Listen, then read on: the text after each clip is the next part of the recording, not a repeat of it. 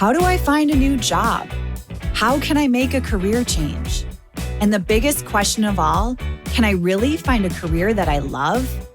Hey, my name is Jen Smith, and I believe career success doesn't have to be at the expense of living a radiantly happy and healthy lifestyle. As a former HR leader and recruiter turned career coach, I get what companies are looking for when hiring top talent. What that means for you is an unmatched combination of insider knowledge and the best kept secrets about making heart-based career changes and navigating the ups and downs of job searching in today's world of work. Whether you're a recent graduate navigating the job market for the first time or a seasoned professional ready for a career change, this show is for you. So grab your coffee or your kombucha, pull up a seat, and get ready to be challenged and inspired to move beyond your self-doubt and take the right next steps towards landing a career you love. Because you deserve a long, radiantly happy and healthy career. This is the Flourish Careers Podcast. Welcome back to the Flourish Careers Podcast. I'm your host, Jen Smith, and I'm here today with an episode dedicated to helping you refresh your resume. I get it. Talking about yourself is hard. Articulating your experience and your career aspirations on one piece of paper is both an art and a science. It can be challenging when you're in your own head all the time, and it's especially tricky with a career change. And I'll tell you, throughout my 15 or so years as an HR leader, the stats are true. Recruiters and hiring managers will skim your resume. I know the stat is around 6 seconds, and I think that is right on. If your resume does not make an impression, you will likely get passed over. Unless, of course, you've done a great job at building relationships with people at your target companies, which I highly recommend, then your resume will almost become an afterthought. But nonetheless, at some point, you will need your resume. And one of the reasons that I like helping folks with their resumes is to think through your overarching career story, which is really one of the main goals of your resume, is to articulate who you are, what you do, and what you're looking for. So when someone comes in contact with your resume, there's no questions left on the table. So today, I'm going to talk you through the goal of your resume, when it's time to update your resume, which, by the way, is something tons of people get wrong. Then we'll talk about the two main components important when it comes to refreshing your resume, which is the content in your resume and then the design of your resume. I'll break down some of the major sections to include and then wrap up with a handful of resources, because I know that this can be a big blocker for folks when they're getting ready for a job search. So let's start with the goal of your resume. The goal of your resume is quite simple. It's to make it as easy as possible for the reader to know that you are the best person for the job. Your resume is a marketing tool. So just like if you were marketing a new product, you want to use words and themes and colors and design to attract your ideal customer. Similarly, you want to do the same thing with your resume. So you want to write and design your resume with your goal in mind or your top companies in mind, not as much with you in mind. You're not marketing your resume to yourself, you're marketing yourself to your target organizations. So that's the goal of the resume. So again, it's to make it as simple or easy as possible for the reader to know that you're the best person for the job. So in terms of timing, this is one of the things that most people get wrong, especially when they're making a career change. So the timing of updating your resume is important. Truth be told, most people come to me and they think the first thing they need to do when making a career change is update their resume. They'll say, Jen, I'm ready for a change. I'm sick of this company, or I just can't do this anymore. I need to make a change and I need help with my resume. My response is, okay, great. What do you want to do next?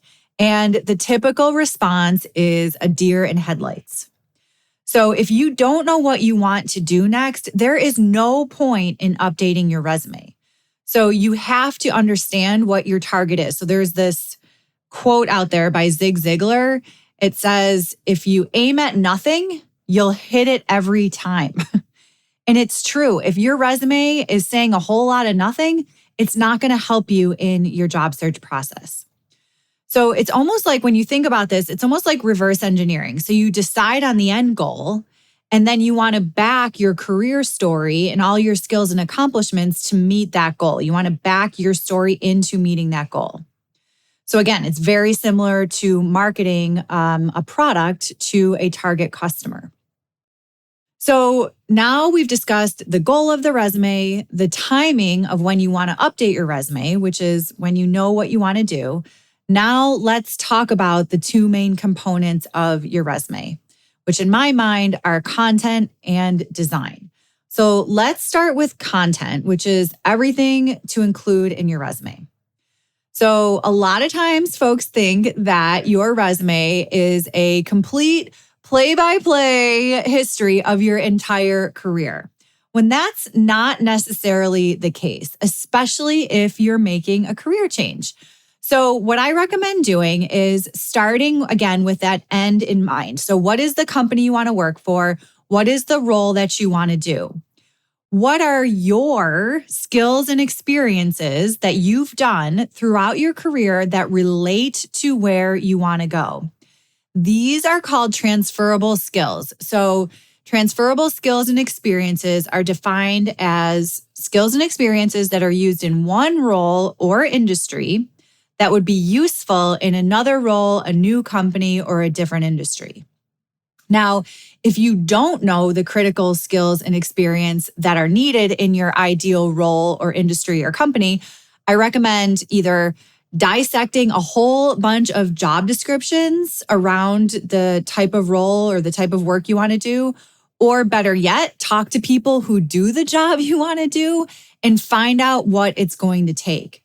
And then once you find out what it's going to take, you can match your personal and professional skills and experiences accordingly. So it's almost like you could make an outline, draw a line down a piece of paper, and on the left-hand side, write the top 3 to 5 experiences you need to be successful in that role or company or industry. And then the same thing with skills. And then on the right-hand side of the paper, you could write what you've done, your skills and experiences that are related to where you want to go. Again, most job seekers think that their resume is about regurgitating their entire work history, when instead you want to hit the highlights and relate everything to your future role. So let me give you a quick example here. So I worked with a professional. She was such a beloved who was an English teacher, and she wanted to shift into writing, content creation and writing. So what we did was we dissected her writing and everything that she's done from a content creation. So she had written some blogs. Back in her college experience, she worked at the school newspaper. She actually won awards early in her career for her writing. And so we used all of that to showcase her career story as a writer and a content creator on her resume and in her LinkedIn profile. So we also leveraged her writing accomplishments from early in her career. So many times people disregard experience if it's not recent. But I will say, if you're making a change and you've done that work early in your career, it's okay. You did it. You should definitely take the credit for it. And there's different ways to showcase and articulate that on your resume. But using this concept of transferable skills is critical in showcasing that overarching career story. And when you think about the overarching career story, again, it's who you are, what you do, and what you're looking for. Those are kind of the 3 key questions you want to ask yourself, then starting to dig into the transferable skills and experiences. And there's an excellent guide out there that I contributed to for transferable skills. And I'll make sure that we put that in the show notes because I know it's a really tricky piece of articulating your experience on a resume, especially in a career change. So, another critical piece of a resume that you want to think about in terms of content is the fact that words matter. So, if you have a job description, you want to make sure that you're using language from the job description in your resume. So, you might have been in a situation where you're constantly updating your resume for every single job.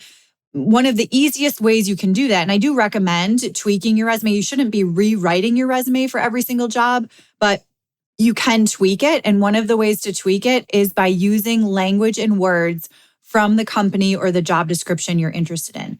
So, for example, if one of your top skills is working independently and a job description specifically states that they're looking for someone who is quote unquote self-motivated, use the word self-motivated instead of independent. So these little words will make a difference when someone is skimming your resume and spending 6 seconds scanning through to see if things are a match. In addition to using similar keywords, you want to make sure that you represent the tone of the company you're applying for. And this also goes along with the design. So if you're interested in working for, let's say, a formal organization like a defense system company, then your resume should come across in a more traditional, informal manner. If you're applying to an early stage tech startup, let's say, your resume can be a little bit more fun and maybe even unconventional. So those are just some things to think about in terms of the tone. The other thing when you think about words and tone is that remember, most recruiters are reading resumes all day long. There are very typical words like managed or led that are way, way overused. So if you want to have some fun with your resume and start to get noticed, you can get creative with your words. So you can use action words such as amplified or boosted or pioneered, and this will just make your resume more interesting and help you stand out. There's an excellent list that the Muse has put together. It's 185 powerful verbs to help with your resume writing. I'm going to put that in the show notes. I personally use it all the time when I'm helping people with their resumes. In terms of the content sections that you might include on your resume. So first and foremost, you want to start with your contact information. Now, I realize this sounds silly, but you do not want to make a reader, recruiter, hiring manager hunt or guess at your contact information. Trust me, I've seen it all. So you want to place your contact information at the top of your resume. Typically, you want to include your phone number, your email address, and if you have a LinkedIn URL and an updated profile, you want to include that. Street addresses are not necessary. You only want to include one phone number and one email address. The one that you use the most is sufficient. And I do not recommend putting your contact information in a header or a footer. Make sure it's out on the page where someone can easily contact you. That's the whole point of your resume. You don't want to hide it. I've seen it. I've seen contact information all the way at the end of a 2-page resume. I've seen it in the headers and the footers. I've seen it in really just weird places. I've seen multiple phone numbers, multiple emails. Just make it as simple as possible for somebody to contact you. I also recommend adding a headline. So just like a newspaper headline, that's going to grab the reader's attention. So usually this is a job title or function that you want to work in, and it's near your name. So if my resume said Jennifer Smith, career coach, or Jennifer Smith, HR consultant, whatever the role is that you want to do, I recommend adding a headline. What that does is it grabs the reader's attention and it immediately associates your name with the job that they're looking to hire for. From there, I suggest writing an interesting profile, and this will show the reader, again, that those main components, who you are, what you do, and what you're looking for. This used to be called a summary or an objective, and it's now evolved to a profile and a little bit more about you. You can also, if you are feeling courageous, I also like to see first person written in the profile section. I think this is a really great way just to bring a little bit of personality to your resume. I understand it might not be perfect for every single organization, but I think that the rule is evolving a little bit and you can get a little bit more personalized and creative with writing your profile sections. In your work experience section, you want to include related work experience. So anything that's related to where you want to go. And the way that you want to do this is by showcasing accomplishments versus just bullets of responsibilities. And this is another big mistake I see over and over again, is listing out responsibility after responsibility versus accomplishments. Accomplishments showcase results and describe how well you did a responsibility. So, for example, a responsibility is event planning, and an accomplishment is something like boosted revenue by $150,000 by executing a detailed marketing strategy for a 350-person conference. So you can see the difference there between the responsibility and the accomplishment. So highlighting your accomplishments versus just listing out those responsibilities is going to differentiate you from other candidates. And I know thinking through your accomplishments is really tricky, but you can start to think about, the things that you did that were above and beyond your regular job duties. Maybe when you were recognized by your manager for doing a particular project. Think about the types of problems you solved. If you have a performance review, you can go back and look at your performance reviews to help you with your accomplishments. When it comes down to it, managers want to hire people with proven results. So including specific results will grab the reader's attention. So anytime you can add numbers, I always recommend adding numbers.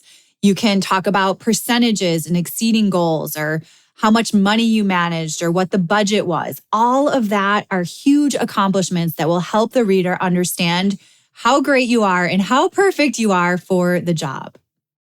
I also recommend including a skills section. This is a great way to highlight your capabilities. Volunteer work is an excellent area to include if it's related to where you want to go. Speaking or publications are a fantastic way to showcase your skills, again, as long as they're related to where you want to go. And then, of course, don't forget your education, your professional development, or your certifications. We always want to make sure we include those on your resume.